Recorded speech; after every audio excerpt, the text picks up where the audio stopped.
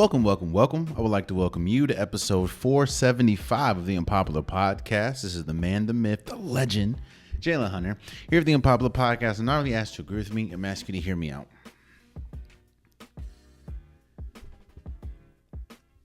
There is a bunch of reasons why they say that the regular season doesn't matter when we talk about the NFL. I'm not going to get into every reason, and I honestly don't agree with the statement that the regular season doesn't matter in the NFL. I think if you use the regular season the right way, if you win your games, the regular season can be vital when you talk about your postseason aspirations, or how you operate in the regular season has a direct correlation to, and should have a direct correlation, I should say, to how successful you are in the postseason. And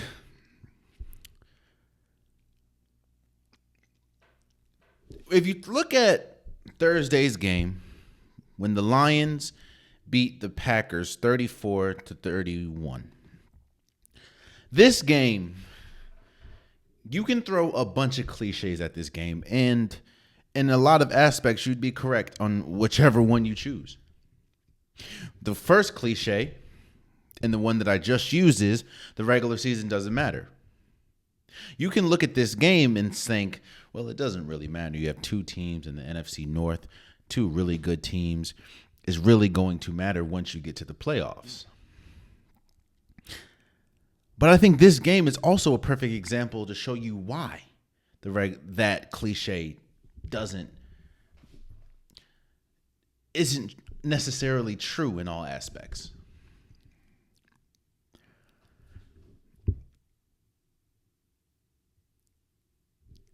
When you talk about wins or losses, you have to ask yourself, what data are we collecting from these games? What new information, if any, are we collecting from the outcome, from the duration of these games? And the conversation that has been had probably the last few weeks, but is definitely raging now, is, are the Lions the best team in football? Let's not say all of football. Let's keep it to the NFC, because right now, in my opinion, and I'm just speaking obviously for myself, this question wasn't even that difficult of a question. This question had such an easy answer that a lot of times I wouldn't even broach this as a topic for this podcast. I don't like filler topics. I think it's disrespectful to you guys.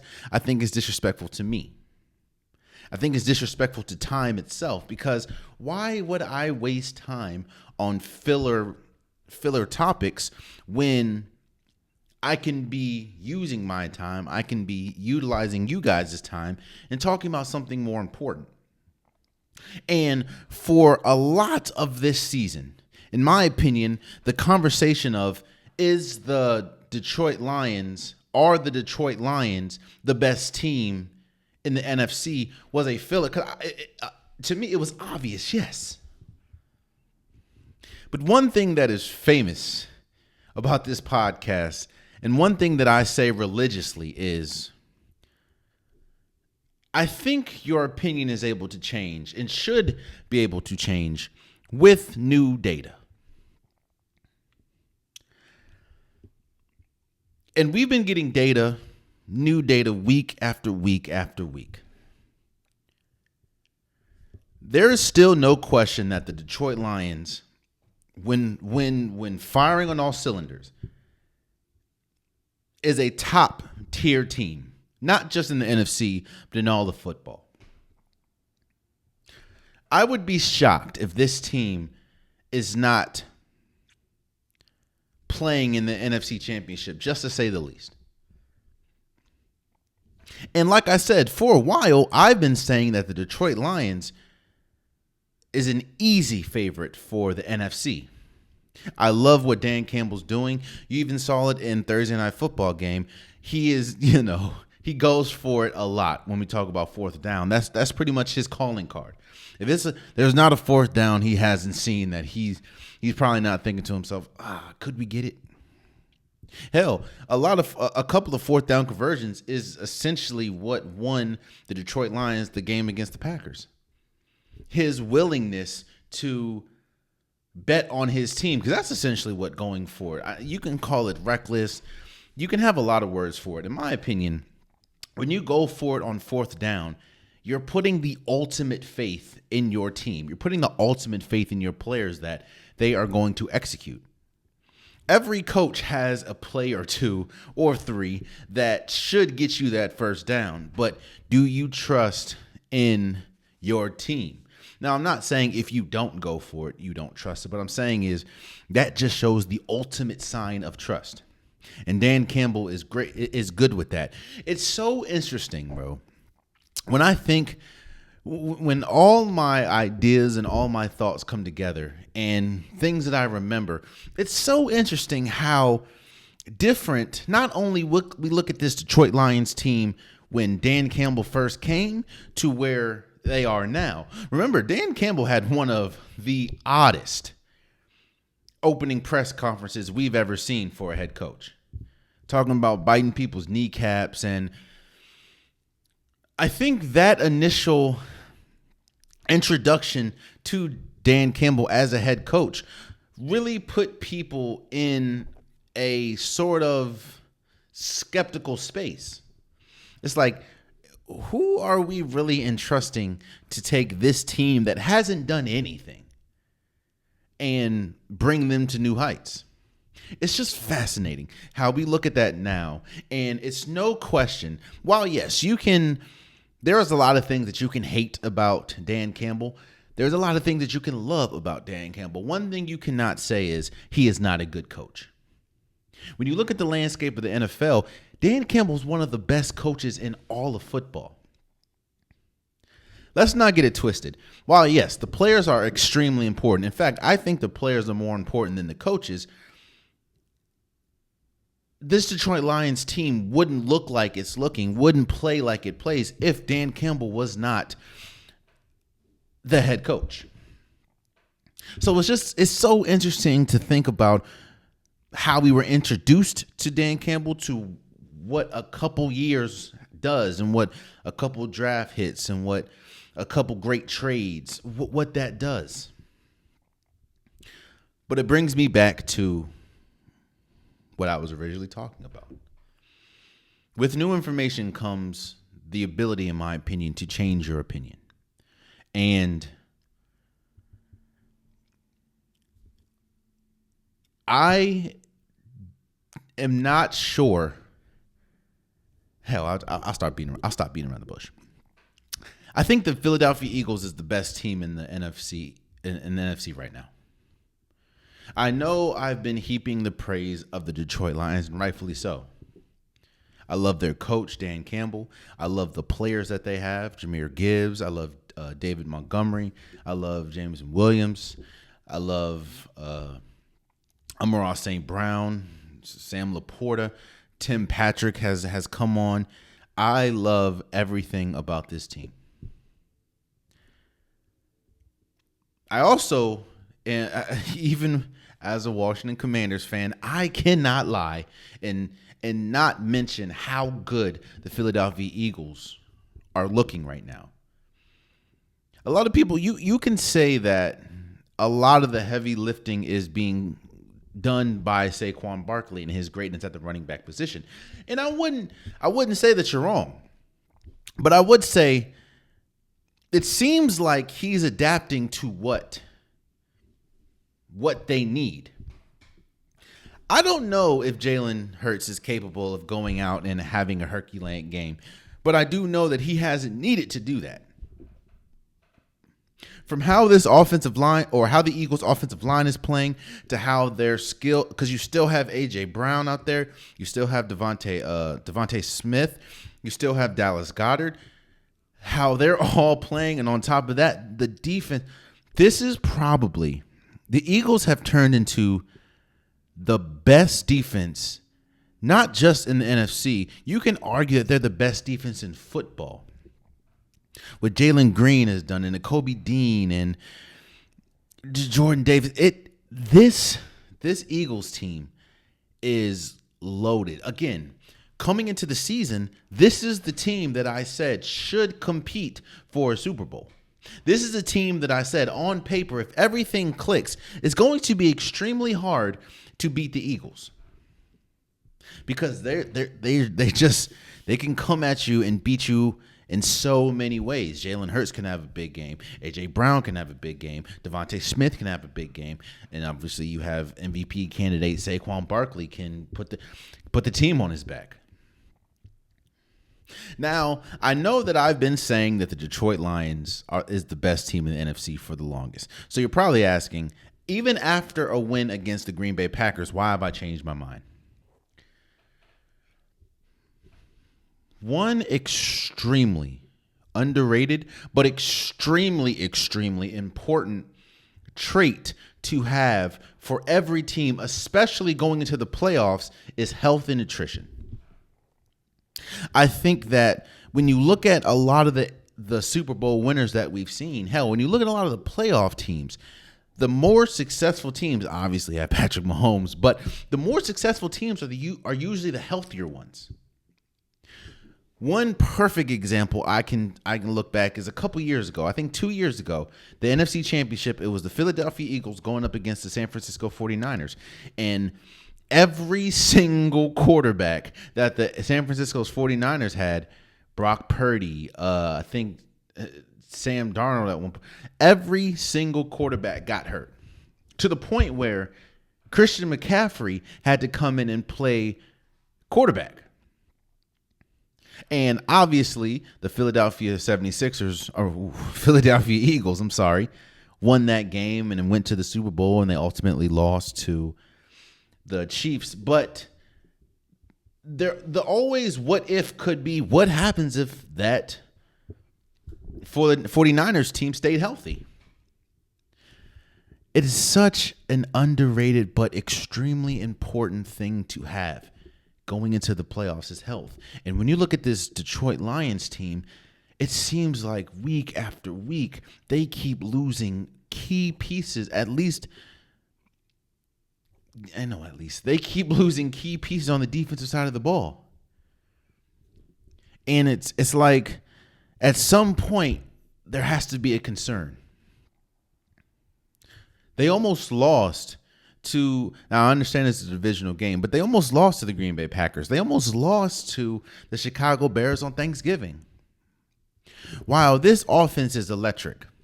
One thing that is proven is that you can't just win a Super Bowl on straight offense.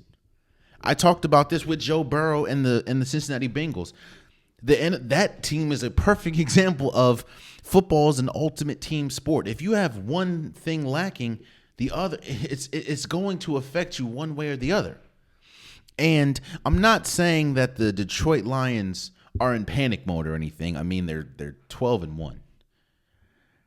But what I am saying is when you get to the playoffs, and now, like I said, the Detroit Lions defense just keeps dropping like flies, and it feels like weekly. And big names like Aiden Hutchinson. At some point, that could come back to bite them. And when I'm looking at an Eagles team that is firing on all cylinders at this point, they look like they're I mean, I know Dallas Goedert probably isn't going to play this weekend, but their key positions are fully healthy. Maybe healthy, because I don't know if Devontae Smith is playing either. But they have key. It looks like they're getting healthier. As we get to the playoffs, and the Detroit Lions seem like they're getting worse and worse, and more players get hurt, that affects a lot of things. I wouldn't be shocked if this Detroit Lions team finds themselves in the Super Bowl, and I wouldn't be shocked if this Detroit Lions team finds themselves hoisting the Super Bowl trophy, the Vince Lombardi trophy.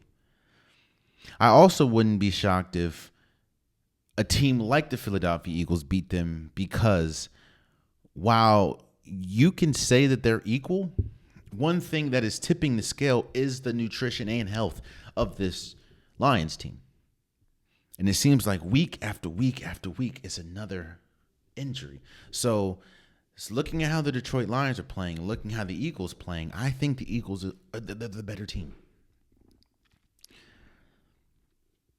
But that doesn't take away from how great this Detroit Lions team is. Speaking of that, the Detroit Lions didn't play themselves on Thursday Night Football. They played an opponent, and that opponent was the Green Bay Packers.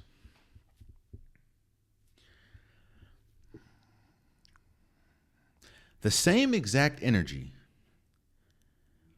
You know, you want to be fair. One thing that I've learned in this whole podcast journey that I've been on is I think it's so beneficial, even if you don't see it in the immediate, it's so beneficial to be fair. While yes, everyone knows that I'm a Commanders fan, I try to talk about every team as fairly as I can. And even if it's not fair, honest as I can. I'm putting honest and fair in the same boat right now.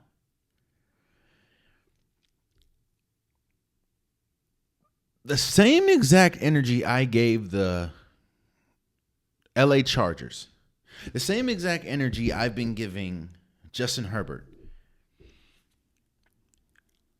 I would be hypocritical if I don't give that same energy to this Green Bay Packers team. Just speaking on Jordan Love, once you get paid like you're the man, once you're paid like you're the franchise quarterback, which they see you to be, and you have the talent to be, might I add, there's a different level of eyes. There's a different level of opinions, criticism, scrutiny that you're going to receive. Because they didn't pay Jordan Love to be a great regular season quarterback and fall off in the playoffs. They paid Jordan Love as much as they paid because they feel like he is the quarterback that can put them into Super Bowl contention, which if you look at a lot of the ESPN, Fox Sports, CBS Sports, Turner, if you look at a lot of the NFL analysts, NFL Network, if you look at a lot of them had the Green Bay Packers at least going to the Super Bowl. A lot of them had a lot of high hopes with Jordan Love this year, and rightfully so. When you look at this team, it is loaded. Josh Jacobs, Christian Watson, Romeo Doubs, Jaden Reed, Wicks. This team is loaded. So I understand where the high hopes come from when we talk about this Green Bay Packers team.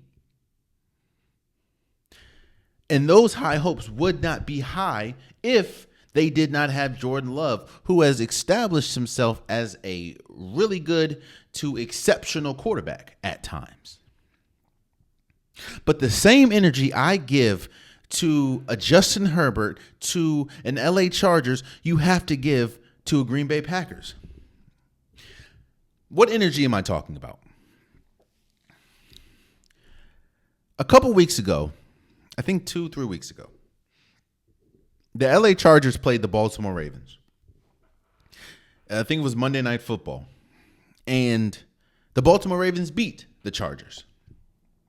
And I came in here and said the puzzle piece that is the Chargers are starting to come together. While they're a really good team, Jim Harbaugh is a great coach. They have great pieces. They are playing maybe higher than a lot of people expected this year. While all that is true, one thing that cannot be denied is they struggle with good opponents. I think at the time, and still to this moment, they are like 1-4 or 1-5 against playoff or teams above 500. While they destroy bottom feeders and teams below 500. When you go to a team that you could possibly see in the playoffs, that will make it to the playoffs, they're 1-4 or 1-5 at this point. I'm going to talk about my predictions, but this game is huge this week against the Chiefs, and I'll talk about it more when I do my predictions. You're probably thinking, Jay, why in God's name are you talking about the Chargers right now? Because the same exact way that I'm viewing the Chargers is the same way I'm viewing the Green Bay Packers. A lot of people have them as a Super Bowl contender. Well, I look at their record, they're 9-4.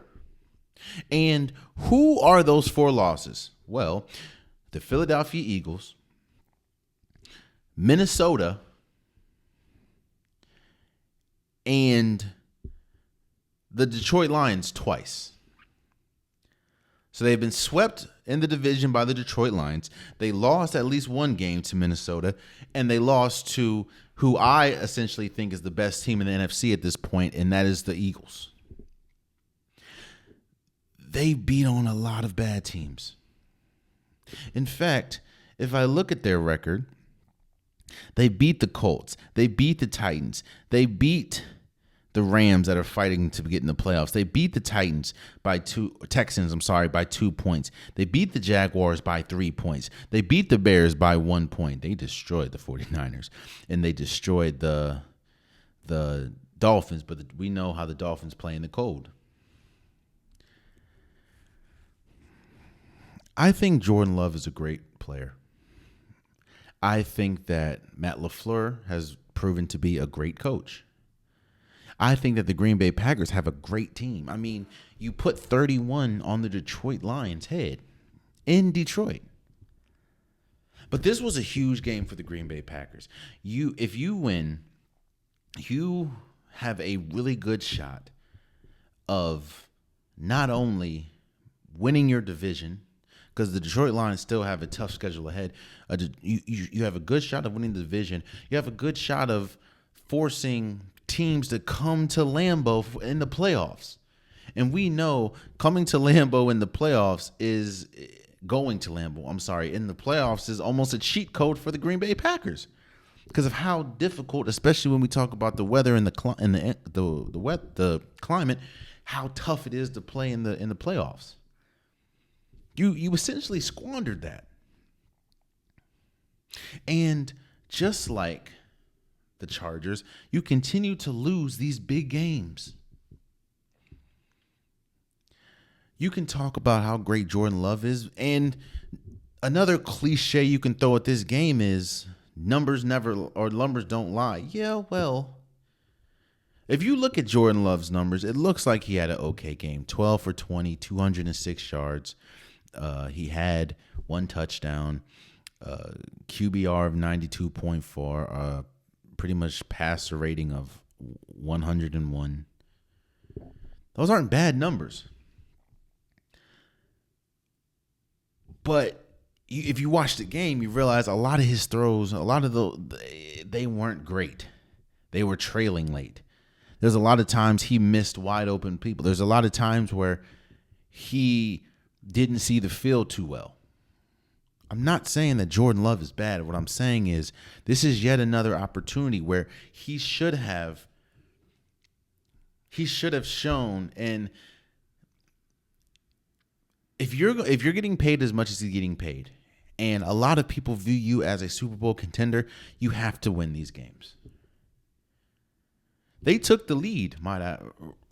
They were down 10, but they took the lead. You can't keep getting these opportunities. This is when I said that the regular season matters. You can't keep getting these opportunities and losing. Because the puzzle piece that is the Green Bay Packers are starting to form itself.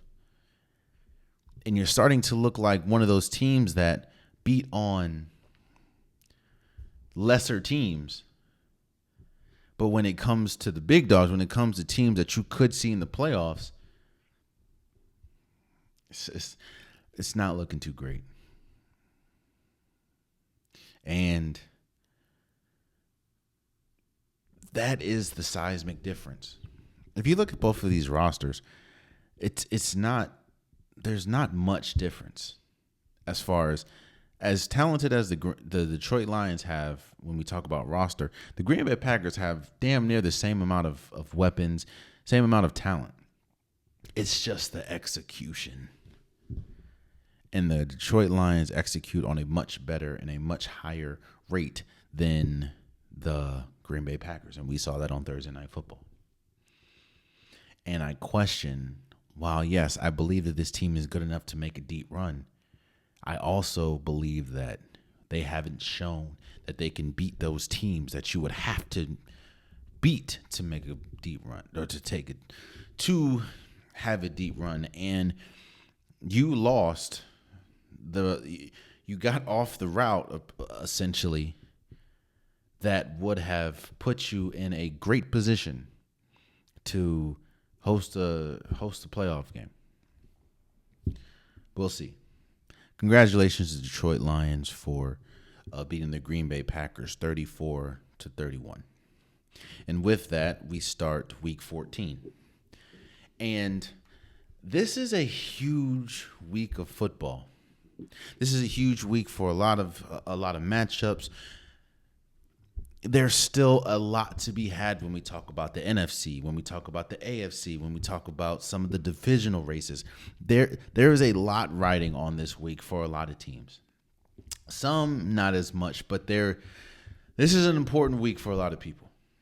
Let's start with the Jacksonville Jaguars at Tennessee Titans.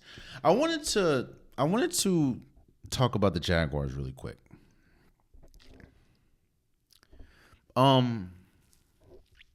Trevor Lawrence is out for the season after the hit that he took against the Texans. We talked about that ad nauseum. I don't want to continue to add to that. This has been a colossal failure of a season.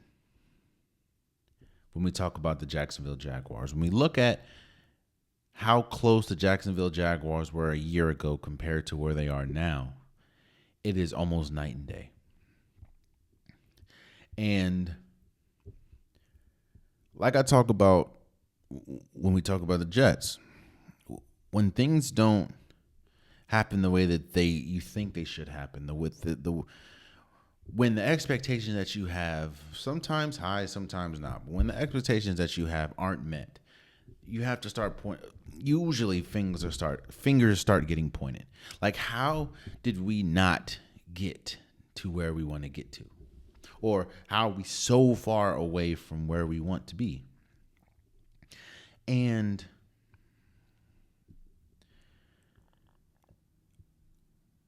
when you pay someone like you pay this is sometimes fair, a lot of times fair, a lot of times not. This is what happens, and like I said with Jordan Love just now, this is what happens when you accept the big money. This is what happens when you're given the big money. This is what happens when you put yourself in a stratosphere, usually by money, that you aren't usually used to. Expectations change drastically. People stop looking at Trevor Lawrence as, the potential is there. They start looking at it as, we need to win now. We pay you now. That's why a lot of people talk about rookie contracts, because you have a lot more flexibility because you're not paying your star quarterback that much money because they're on a rookie contract. So you're able to build out a roster. That's why a lot of times people think that a Super Bowl window, especially for a great quarterback, comes when they're in the rookie deal. When you look at this Jaguars team, this team is, oh man. I'm not saying it's because you paid Trevor Lawrence as much as you paid him, but when you look, where is the talent? Outside of Josh Allen, Hines, where is the talent on the defensive side of the ball? Outside of Travis Etienne, Christian Kirk is hurt for the season. There isn't much talent here. And it doesn't help that there isn't much talent here. Not only does that show a lack of ability to build a roster, but you're going to have a tough time in building a roster moving forward because you paid Trevor Lawrence as much as you paid him. So when you look at this team, while Trevor Lawrence is not playing because he's out for the season, it has been a colossal failure. Hell, I would fall to the floor if I found out that if I found out that Doug Peterson would be back next year. Again, there has to lay blame somewhere, and I'm sure Doug Peterson is going to be, and his coaching staff is going to be the first to be blamed. And I say all that to say, now that Mac Jones is there, I think Tennessee is a better team. And even with me saying all that, even with Trevor Lawrence playing, I would still pick Tennessee. That's where we're at with the Jaguars. They're not good. And it's sad. I have the Tennessee Titans winning this game. New York at Miami. There is a very slim chance that Miami still makes the playoffs. Very, very slim. It's no chance in heaven or hell that they're going to win the division. But there's a small chance that they could win. Of course, they need a bunch of help, but they have to help themselves by winning out. And when you're going against a New York Jets team, it just feels like this team is they're just trying to get to the end of the season. Story after story, week after week, it's just dysfunction land when we talk about the Jets. And you don't really hear about what's happening week after week. You hear, will Aaron Rodgers be back next year? Will this coaching staff be back next year? Will Devontae Adams be back next year? All the stories and reports about this New York Jets team has nothing to do with this year. It's all about next year. And that's not a good sign, especially when you're going up against a team in the Miami Dolphins that still think they have a shot of making it. I don't think they're going to make it, but there is a chance. There's a mathematical chance. Even if there wasn't a chance, you're playing in Miami. I don't think the Jets have a shot. The Jets just weren't they up 21-0 against the Seahawks last week and blew that? The Jets, I think Miami can possibly be better than the Seahawks. I don't know. But I know that they are better than the Jets. And I'm picking Miami at home to beat the Jets. I'm tired. On top of that, Aaron Rodgers hasn't been playing well at all. So, you have Atlanta at Minnesota. Now, this is a huge game for Atlanta. This is a extraordinary game, extraordinarily important game for Atlanta. Atlanta is sort of reeling right now. Not only is there a shot that they can still make the playoffs, there's still a shot because of how shaky the NFC South has been. There's still a shot that they could win the division. Obviously, they would need some help as far as Tampa Bay losing a couple games, but there's still a shot. This is an important game because you're going up against an opponent that is going to the playoffs, and Kirk Cousins the last few weeks has not looked good. In fact, he's looked the opposite of good. He's looked terrible. He has not looked anywhere close to that player a few weeks ago, or more than a few weeks ago in this season, that set a Atlanta Falcons passing record on a Thursday night football game against the Tampa Bay Buccaneers. I said this is an important game because I think from the reports that we're hearing now, obviously I don't know anyone, but the reports that you're hearing on ESPN, on Fox, all the news outlets is there's starting to be growing concern that the Atlanta Falcons did not make the right decision in paying Kirk Cousins as much as they did. And there's starting to be talk that if Kirk Cousins and this team essentially continues to lose, maybe loses this week, maybe loses next week, they may shut down the season because at that point they're not making the playoffs and start Michael Penix. it's it's crazy how this team goes from most people thinking that they're going to win the NFC South to now not only will they not win the NFC South, they may not even make the playoffs, and they may have a quarterback change in season. They need this win a lot more than Minnesota. Minnesota has no questions. Minnesota, they continue to find ways to win games. Sam Darnold has played really good. I don't think he's a Super Bowl caliber quarterback, but I think that he's a good enough quarterback to at least make some noise in the playoffs, especially when you have this defense and you have the weapons that he has on the offensive side of the ball. There aren't any questions about this Minnesota team. In fact, all the questions that there is about this Minnesota team comes when they make the playoffs. There is a boatload of questions. And for that, I think this is going to be an upset. I think you have one team, especially Kirk Cousins, playing for a lot. And you have Minnesota, I'm not going to say they're not playing for anything, but they can still win the division. They can still win the NFC. The NFC is still up for grabs when we talk about records-wise. So, now that I'm sitting here thinking about it, no, I'm going to do it. I know Atlanta's defense has been porous, to say the least. I'm going to go with Atlanta.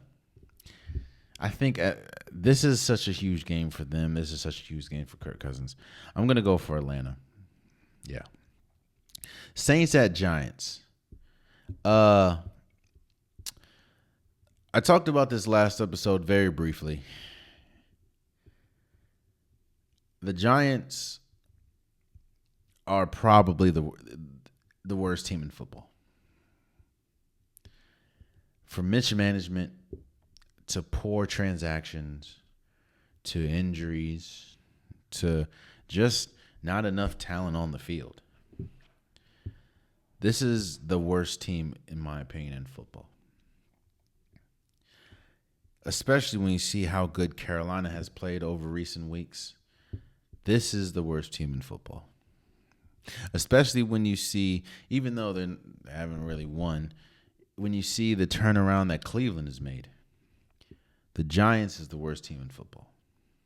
And I say all that to say, I don't think it matters who you play. They're playing the Saints. If the Saints lose, there's a lot.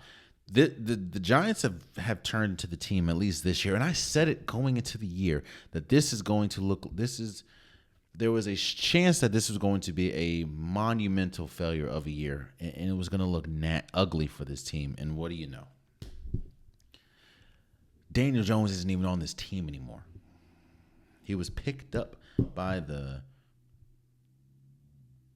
was it the Vikings?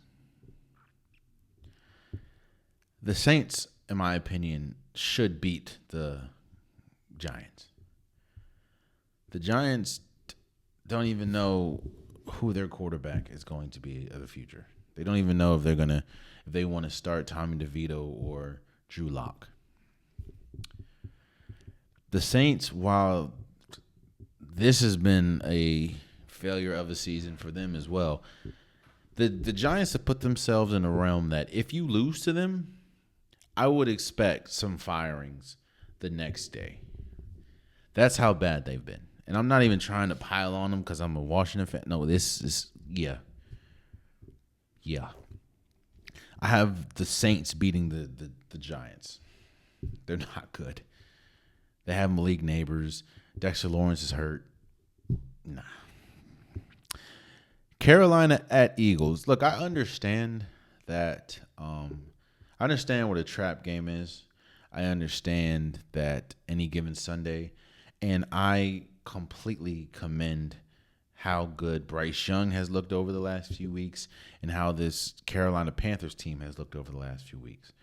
They have looked almost night and day different than when they looked like the beginning of the year. And I understand that people want to put this as a trap game. And there's a lot of people that think you go to bettors or whatever. There's a lot of people that think that the Carolina Panthers can beat the Eagles. And I'm here to tell you that you are out your rabbit ass mind if you think that this Carolina Panthers team is going to beat the Eagles. This, in my opinion, is going to be a onslaught of epic proportions. I think you're going first of all, you're going into Philly with a team that is getting healthy and that is red hot right now. Carolina is probably going to lose by and this is you're just playing a different caliber of opponent. This isn't Tampa Bay. No offense to them, but Eagles are going to embarrass the Carolina Panthers, in my opinion. Cleveland at Pittsburgh. This is a huge game for the AFC North. Obviously, this is a divisional game. The Cleveland Browns already beat the Pittsburgh Steelers. I know it helped the Pittsburgh Steelers that the Baltimore Ravens lost a week ago, because it kind of gives them a little more comfortable of a lead in the AFC North. But you did just lose to the Cleveland Browns. But you did just put 44 on the Cincinnati Bengals head. Now, a lot of that, in my opinion, is Russell Wilson playing great. But a lot of it is you just played the worst defense in all of football. And that's saying something. I think the Pittsburgh Steelers are going to beat the Cleveland Browns. While, yes, the snow game, they did just beat them. It's very hard beating a team, especially in the AFC North, is outside of the Cincinnati Bengals this year. It's hard to beat a team twice. On top of that, one underlining aspect that you didn't see, that you usually see the first time the Cleveland Browns and the Pittsburgh Steelers met. Yes, one, you were in Cleveland. Two, Jameis Winston, I don't think, had any turnovers. Jameis Winston he just had 4 interceptions a week ago. 2 of them going back for a pick 6. So I don't know if you're playing in Pittsburgh. I don't think that, it's going to be tough not to expect turnovers from Jameis Winston. So I think he's going to turn the ball over once or twice, which gives Pittsburgh a good opportunity. Even though Cleveland Browns defense is really good, much better than Cincinnati Bengals, I'm going to go with the Pittsburgh Steelers. You're playing at home.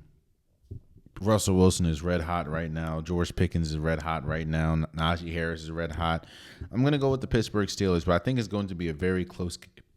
And I think this game is more important, obviously, record-wise, but it's more important for the Steelers because they lost the first time they played.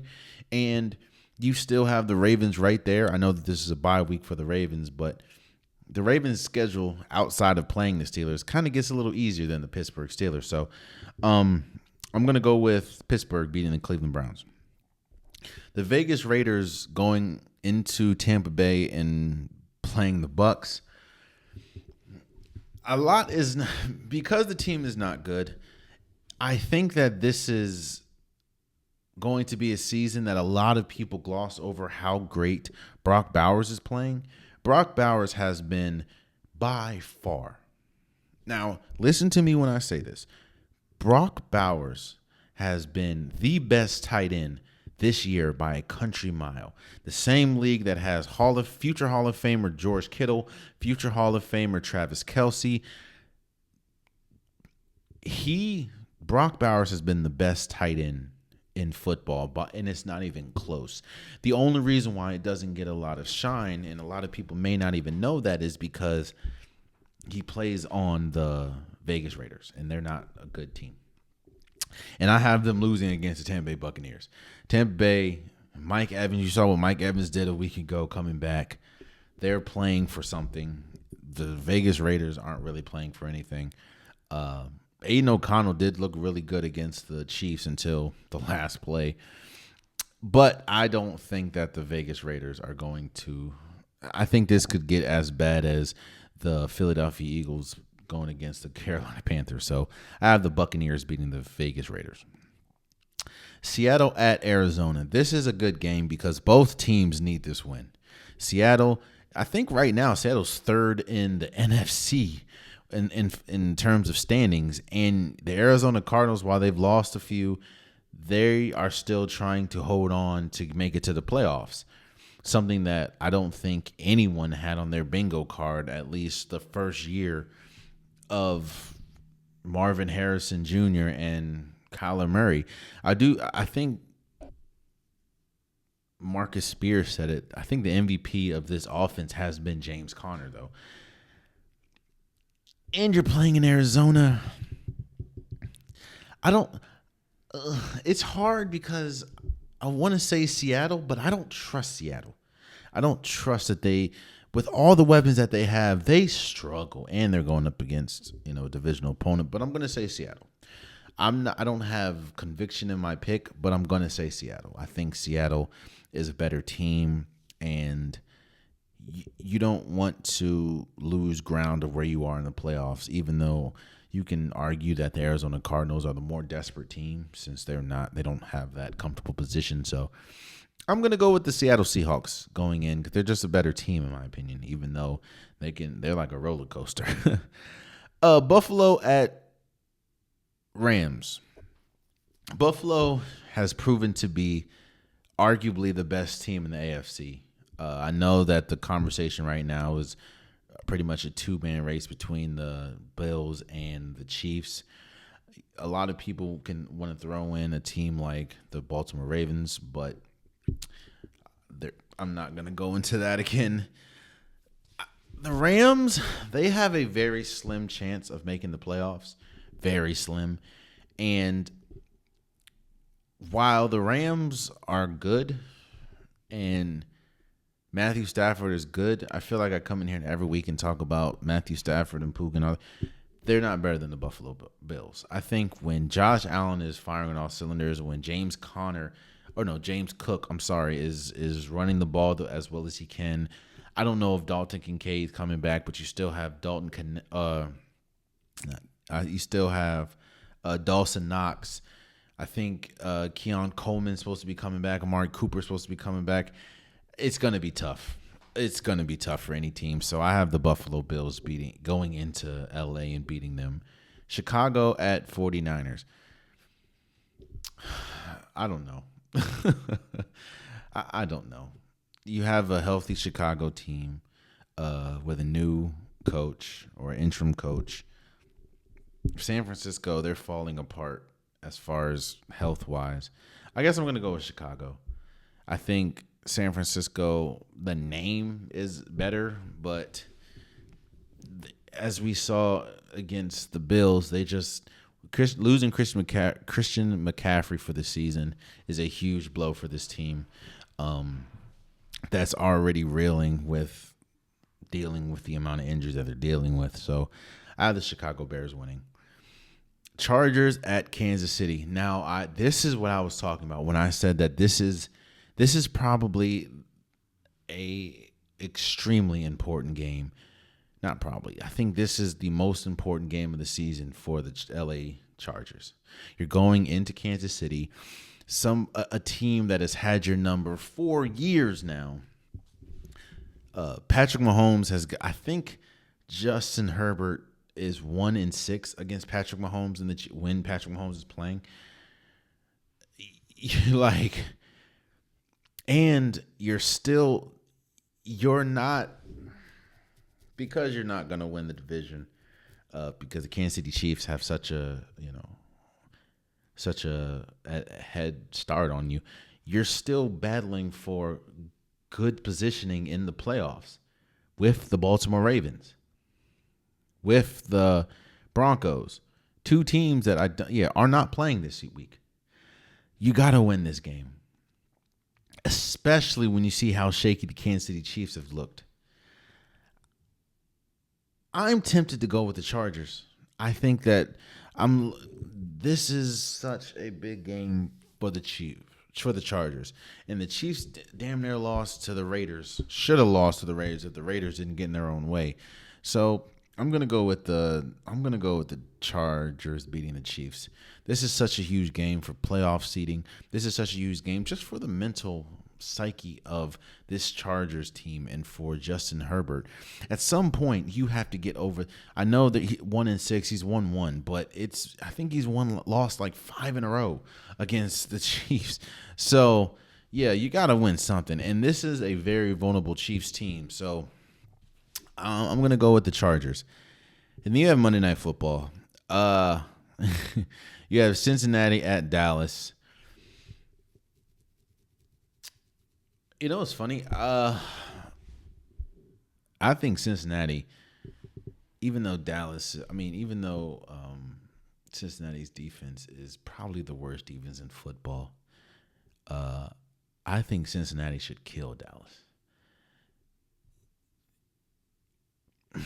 Dallas, I said this about Washington, which is why I still have some reservations about Washington, especially in the playoffs. If you can't beat Cooper Rush, while Cooper Rush is on the better side of a backup, he's still a backup. And there's still a myriad of problems when we talk about this Dallas team. Now, I know that's not saying much because there's a myriad of problems talking about this Cincinnati Bengals team as well. But you have the better quarterback. You have the better wide receiver, even though CeeDee Lamb has had an incredible year. You still have amongst the sacks leaders in Trey Hendrickson. You got to win this game.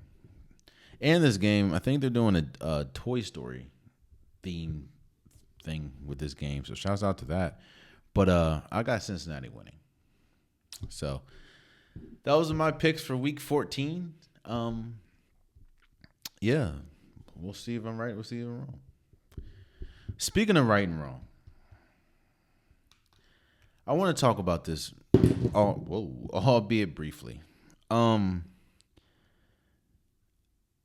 There's a report that, that's more than a report, it happened. Bill Belichick did interview for the North Carolina football head coaching vacancy. Mike Brown was just the head coach. I think he got fired, and they interviewed Bill Belichick. And I think the report is he came back for a second interview. I never said that Bill Belichick is a bad coach. I think Bill Belichick is one of the, if not the greatest coach the NFL has ever had.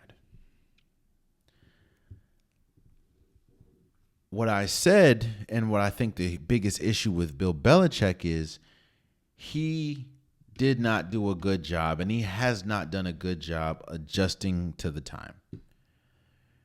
He has not done a good job identifying his weaknesses as a coach, as in GM when he was a GM for the Patriots. He hasn't identified his weaknesses and appointed people to help him in those spots. It's been such a authoritarian thing when it came with Bill Belichick. And while that worked for a while, when you had, winning Super Bowls and you had Tom Brady, that necessarily doesn't always work. And one thing that has been proven is the NFL and college football is two completely different worlds. There's a different approach that you have to approach with each one, and it's different. Hell, we just saw Eric Bieniemy get fired after a year as the offensive coordinator for UCLA. It's just different. Expectations are different, especially when you're coming from the NFL to the college. It's just different. Now, I'm not saying that Bill Belichick can't succeed or won't succeed if he gets the job at North Carolina, which I wouldn't, to be honest with you, I would be shocked if they don't at least offer him the job. I think that when you have a resume like Bill Belichick and you're up for a college coaching job, I think the only way you don't get that job is if you turn it down. But I would say, I don't know if that's, first of all, you have to deal with recruiting and NIL and transfer portal. I don't know if Bill Belichick's trying to do all that. On top of that, I look at the landscape of the NFL. Come next year, there will be a bunch of vacancies for the head coach. You have the Chicago Bears. You probably could have Dallas, maybe the Jacksonville Jaguars, the New York Jets. What I'm saying is, I don't understand. If you want to go the college route, if he wants to go the college route, go right ahead. I mean, who the hell am I to tell you what to do, what not to do? But I think, you obviously didn't coach this year. I think that there will be coaching opportunities for him moving forward in the NFL if that's where he wants to stay. If he just waits until the end or till next year. But if he wants to embrace on a new challenge and go, because trust me, it is going to be a challenge. Especially now he could change. This year away could have changed his whole coaching perspective. But a lot of things that he was able to do and able to accomplish at New England or in New England, a lot of that you can't really do in college. It's going to be tough. Not saying he can't do it. Please do not hear me say he can't do it. But if you can just wait, there's going to be a plethora of coaching vacancies. Hell, the Saints, there's going to be so many coaching vacancies in the NFL that I don't know why you just don't wait, because you could possibly be a head coach. Again, you can, this time next year, he could be the head coach of the Dallas Cowboys. He could be the head coach of the Jets. And he has ties with the Jets, obviously. He could be the head coach of the Chicago Bears with Caleb Williams and DJ Moore and Keenan Allen, possibly, because he is a free agent. So I'm just saying, do what you want to do. He's going to do what he wants to do, but do you really want to deal with that, especially when you have been in the NFL for so long and you know how that operates, and you're going into such a new world when we talk about college? Do you really want to do that? I know it's no question Bill Belichick wants to get back into coaching bad. No question. My thing is, why not just wait when you can be a head coach for an NFL team with something that's more your speed, which is crazy to think that the NFL is a better speed for Bill Belichick than college, but that's where we're at. If you don't, hell, we saw Nick Saban get up out of there. We seen college basketball coaches get up out of there. Roy Williams, Coach K.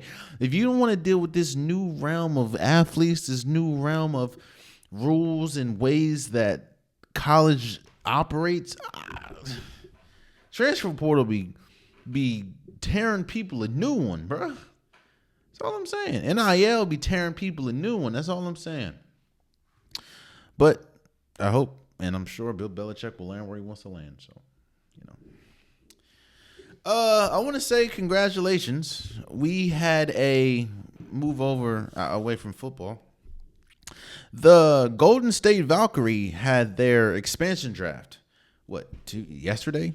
And they had some people. Here's what people have to understand about expansion drafts. The team it's shocking if they're good the first year or two. Especially the first year. When you look at the Magic before they got Shaq, they were god-awful. You're getting a team's fifth, sixth best player. And when we talk about some teams, their fifth, sixth best player couldn't touch the floor. I think you have about 5 or 6 players that you can protect. So when you see, and this is no offense to them, When you see someone like Veronica Burton, when you see Kate Martin, Kayla Thornton, while they're looked at to be important pieces to this team, when they were I'm not going to say afterthoughts, but they weren't getting major minutes to the team they were just at. So I think that they're with the expansion, and we're going to talk about the Toronto Tempo in a second. With the expansion and new teams, there's a lot of excitement with the WNBA, and we're seeing a lot of growth. A lot of growth. We're getting new teams. Hopefully that means that there's going to be more money. Hopefully that means that there's going to be more opportunity for players to, rosters to expand. But I'm just saying, I hope for people, there's a lot of new basketball fans that we're seeing. A lot of it coming from college with Caitlin Clark. There's a lot of new fans and a lot of people that may not understand just what just what an expansion team is. The Golden State Valkyrie, they should not be good this year. I know people saw the Golden Knights in the NHL. That is an aberration. That's not something that usually happens. I don't expect this team to be good at all. I know they got Tima Fagbini, and she's pretty good, which a lot of people were shocked that the Fever didn't protect her or didn't, keep her. But she was still a role player for the Fever. She's expected to probably be a star for the Valkyrie. Again, let's just give some time. We have to give them some time because this first year is probably going to look ugly. And for the new fans, just understand the expansion team, they're not really looked at to be great year 1, year 2. They're expected to be extremely bad, then to get star in the draft, which they may get Paige Becker, they may get someone like Juju Watkins in the draft. Who knows? But congratulations. There's a lot of excitement with the WNBA right now, and a lot of that is stemming from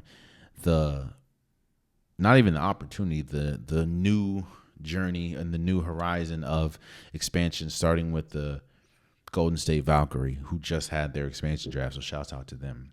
And I just talked about the Toronto Tempo. There was a lot of people that wasn't feeling the name. I get it. It's a lot of old school vibes. I think this is probably if you want any type of example that there's new promise, there's new opportunities in the WNBA, which a lot of people have been seeking for a while. Look no further than the Toronto Tempo. Mind you, the WNBA used to have a team in Toronto or in Canada, but it cost so much money that they could not sustain it. Well, them bringing a team back to Toronto not only shows that there is a want, there is a need for women's basketball representation in Canada, but they can afford it. Now, I understand that there's always those articles about how much they lose or whatever, blah, blah, blah, blah, blah, and rightfully so, but there is more excitement, there's more eyes, you're getting more fans. And the fact that the league is able to do this, I think the team will be live in 2026. That shows you exactly where we're going. I still have my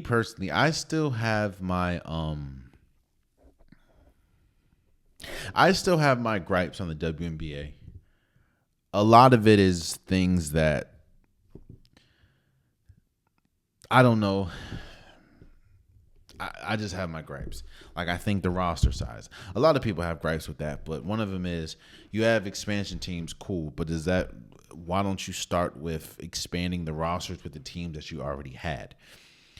Again, I'm not here poo-pooing on the expansion teams, the Valkyrie. I'm not poo-pooing on the Tempo. I'm just saying.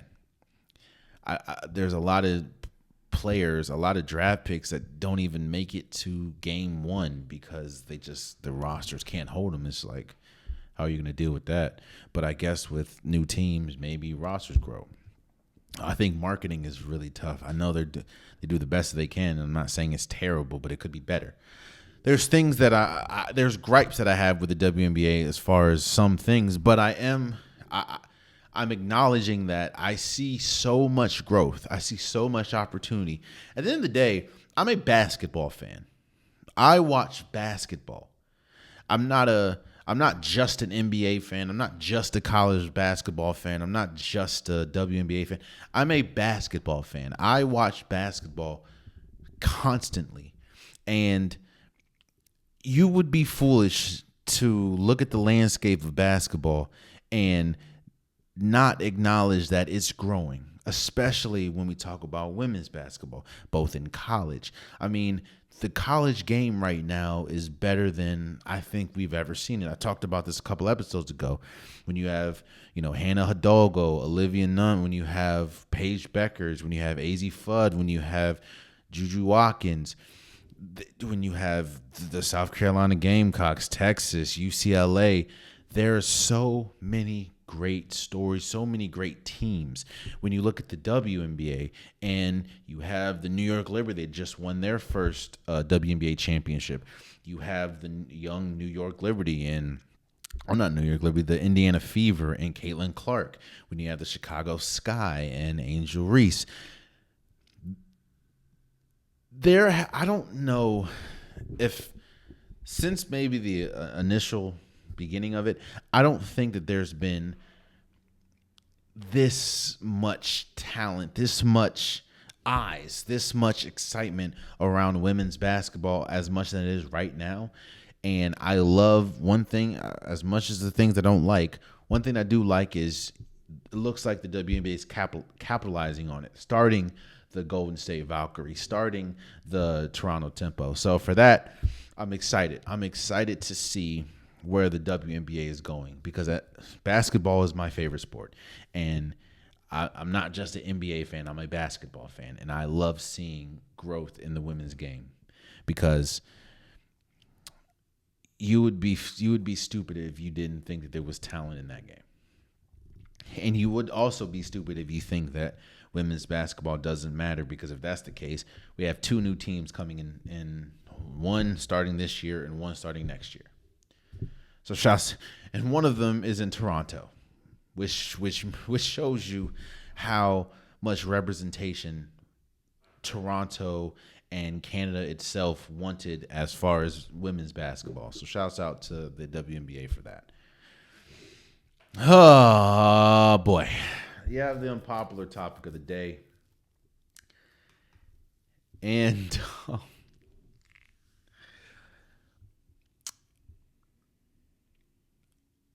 there have been some truly, truly awful teams in the NBA, in the history of the NBA.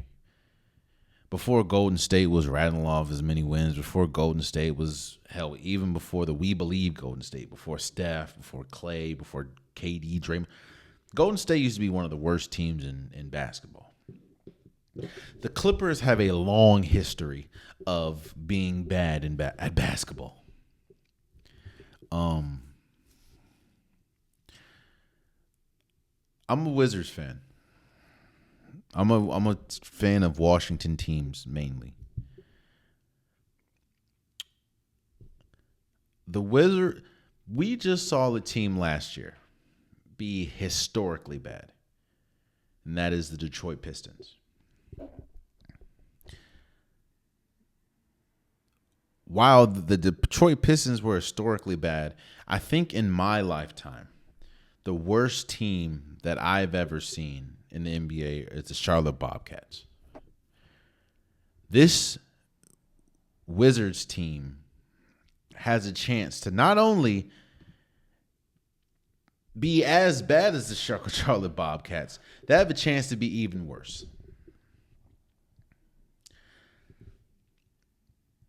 There's only two teams in the NBA right now that don't have a star. Just two. There is the Portland Trail Blazers. Now they're trying to build around Scoot Henderson, but he hasn't emerged as a star yet. And the Washington Wizards. Now you're probably saying, well, Jalen, hold up. What about the Utah Jazz? They have one of the worst records. They have Lauri Markkanen. Lauri Markkanen has proven himself, maybe not a superstar, but he's proven himself to be a star. Every team in the NBA outside of the Portland Trail Blazers and the Washington Wizards have a star. Now, what the Washington Wizards do have is they have promise of the future. There are some players like Carlton Carrington, Keyshawn George, Alex Sarr. They have they have pieces that they can build in the future, and they're hoping to be as bad as they are that they can get a player like Cooper Flagg or Ace Bailey in the draft. But the reason why I want to talk about this now is because the Washington Wizards went a whole month, the month of November, without getting a win. That's not the alarming part. And that's not why I want to talk about this. That's not why I'm saying that the Washington Wizards have a shot to be an all-time bad team. The reason why I want to talk about this is because the Washington Wizards in November did not get a win. On top of that, their closest loss was 9 points. For people that's not picking up what I'm putting down, they're getting destroyed. They're having no shot of winning. When your closest win in a month is 9, I'm sorry. When your closest loss in a month is 9, and I want to look back, and I want to focus just a tad bit on that Detroit Pistons team that I was just talking about. The Detroit Pistons were historically bad last year. Did you know that the Pistons, the last 3 years, have been awful? And they hoped that the draft lottery would help them. Do you know that the last 3 years, I believe, they picked 5th every year? It's very hard to find a cornerstone at the 5th pick in the NBA draft. Usually you have the first 2, maybe the first 3 if you're lucky. It's usually the first 1 or 2. So what I'm saying is the Wizards don't have a star. While they have young pieces, they don't really. Their leader on the team is Malcolm Brogdon and Kyle Kuzma, who, boy, when your 2 best players is Kyle Kuzma and Jordan Poole, you get what you get. A lot of people, I hear it, but wasn't Jordan Poole important in the play? Yeah, but he was playing behind Steph Curry. What I'm saying is this. I want the best for my Wizards. I want the Wizards to be as good as they can be. I want the Wizards. I've never seen the Wizards win a championship. The last time the Wizards won a championship, not only were they called the Bullets, was back in 1979, I believe.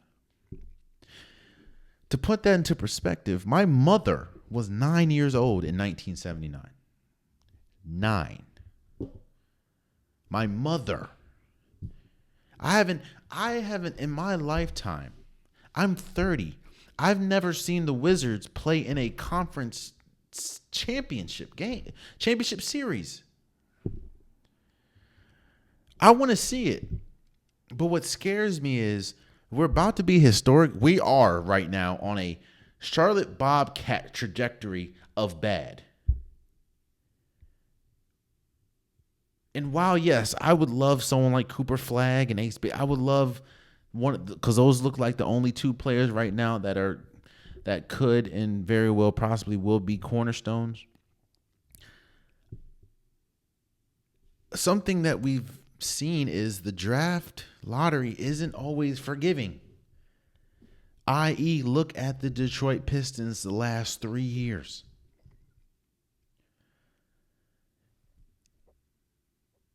And if you look up and this team does not get the number 1 overall pick, and even getting the number 1 overall pick doesn't essentially mean that you're going to. I mean, they had the number 2 pick and got Alex Sarr, and you see where they're at. So I'm just saying this has been a long season, and it could very well be we could look up at the end of this season and declare the Washington Wizards one of, if not the worst team in basketball history, in the NBA history. And if that happens, and they don't get the number 1 overall pick,